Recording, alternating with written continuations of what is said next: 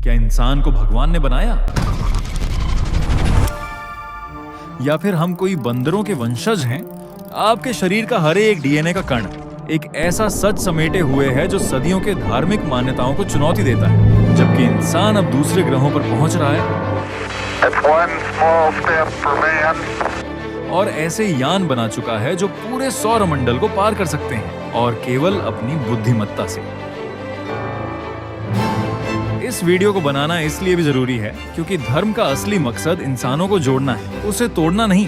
आज पॉलिटिशियन से लेकर मीडिया तक रिलीजन को सिर्फ एक नफरत फैलाने के हथियार की तरह इस्तेमाल कर रहे हैं।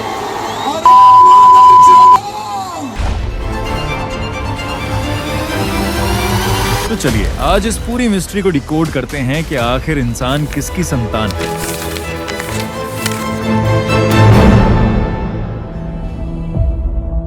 अगर हम बात करें 3 धर्मों की, तो ईसाई धर्म, यहूदी धर्म और इस्लाम, इनमें एक जैसी ही कहानी मिलती है, एडम और ईव की। ईश्वर ने मिट्टी से एडम को बनाया और उसको गार्डन ऑफ ईडन में रखा, और इस गार्डन में 2 पेड़ लगे हुए थे, लेकिन भगवान की एक ही कंडीशन थी कि दूसरा पेड़, जिसका नाम trees of good and evil था, ईश्वर ने कहा कि जो खाना वो खा लो, बस इस दूसरे पेड़ का कोई फल तोड़कर मत खाना। भगवान ने एडम के शरीर से हड्डी निकाली और ईव को बनाया, जिससे एडम का थोड़ा अकेलापन दूर हो सके। और एक दिन क्या होता है कि एक सांप आकर ईव को बहकाने की कोशिश करता है कि ये फल खा लो जिससे तुम भगवान बन जाओगी, और बहकावे में आकर ईव और एडम दोनों ने वो फल खा लिया। भगवान को इस बात का पता चला और गुस्सा होकर उन्होंने एडम और ईव को गार्डन ऑफ ईडन से निकाल दिया और बाकी की जिंदगी पृथ्वी पर बिताने के लिए भेज दिया, और इस तरह से मानव सभ्यता का आरंभ हुआ। और हिंदू धर्म में भी ब्रह्मा जी ने सृष्टि की शुरुआत में मनु को रचा। मनु के अकेलेपन को देखकर ब्रह्मा ने उन्हीं के शरीर से पहली नारी बनाई और उनके विवाह से मानव सभ्यता का आरंभ हुआ। ईश्वर सर्वशक्तिमान पर कहानी में मजबूर, तर्क कहाँ? हड्डी से औरत, मिट्टी से मर्द और बायोलॉजी गई तेल लेने। अगर हम एक्चुअली बात करें ह्यूमन के एवोल्यूशन की, तो इंसान बंदर से आया, लेकिन ये आधा सच है। असल में इंसान बंदरों की एक अलग स्पीसीज से है, लाइक गोरिल्ला, चिंपैंजी और वैसे ही होमो सेपियंस, यानी कि हम।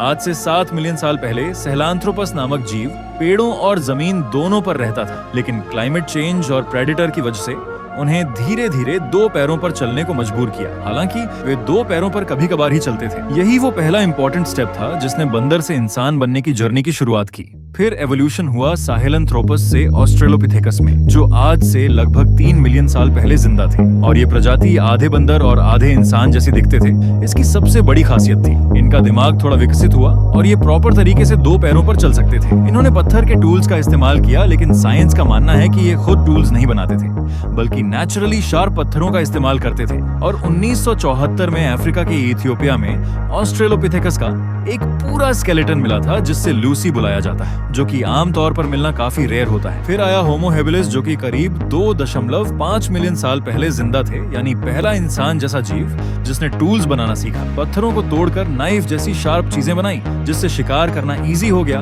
और फूड की कंटिन्यूअस सप्लाई से उनका ब्रेन का साइज बढ़ने लगा। फिर हमें एवोल्यूशन देखने को मिलता है होमो हैबिलिस से होमो इरेक्टस में।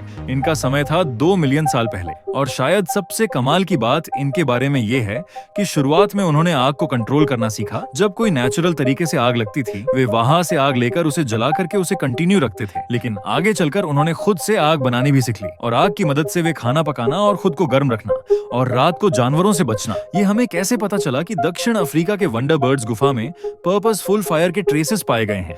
अगर आप सोच रहे हो कि इवोल्यूशन कोई प्लान्ड प्रोसेस होता है, नहीं, ये सिर्फ एक नेचुरल सिलेक्शन का खेल है। जब धरती पर डायनासोरों ने अपना डोमिनेंट जमा रखा था, तब बाकी के जानवर सिर्फ छुपकर जी रहे थे। ठीक वैसा ही जैसे आज के कितने भी स्ट्रॉन्ग एनिमल कभी भी इंसानों से आगे नहीं बढ़ सकते, क्योंकि इंसानों ने इस धरती को डोमिनेट कर रखा है और इंसानों का मेन वेपन है उसका दिमाग। और फिर डायनासोर्स के एक्सटिंक्ट होने के बाद तब पहली बार बंदरों जैसे जानवरों को एक ओपन एनवायरनमेंट मिला और एक गोल्डन चांस मिला इवॉल्व होने का, और यहीं से शुरू हुई इंसान बनने की कहानी। और वापस एवोल्यूशन के टॉपिक पर आते हैं। फिर होमो इरेक्टस से इवॉल्व हुए होमो सेपियंस, यानी कि आप और हम।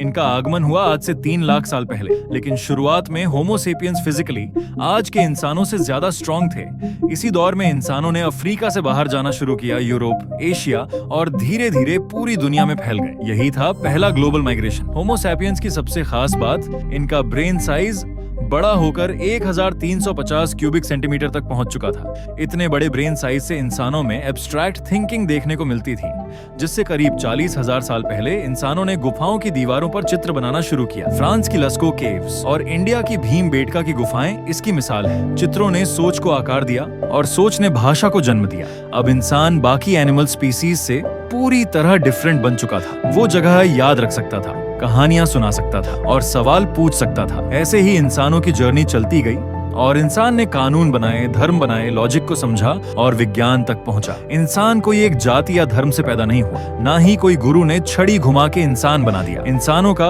और चिंपैंजी का डीएनए 99% मैच होता है और अफ्रीका का डीएनए पूरे विश्व के इंसानों से जुड़ता है। किसी भी धार्मिक किताब में इवोल्यूशन और ब्रह्मांड की कुछ भी टेक्निकल बातों को छोड़कर इन लॉजिकल स्टोरी लिखी है। जैसे कि महाभारत में हुए युद्ध में पांडवों और कौरवों से जुड़ा कुरुक्षेत्र की जमीन पर कोई फॉसिल या एविडेंस नहीं मिला है, ना ही कोई डीएनए या ग्रेव साइट रिपोर्ट मिली है जो उस वक्त की डिटेल्स पहचान दे सके। दुनिया के हर रिलीजन की यही कहानी होती है। लॉजिक और एविडेंस की जगह अक्सर गायब होती है। फास्ट फॉरवर्ड टू टुडे, वो होमो सेपियंस जो कभी अफ्रीका से बाहर निकला था, आज चांद पर कदम रख चुका है और मार्स पर कॉलोनी बसाने की तैयारी कर रहा है।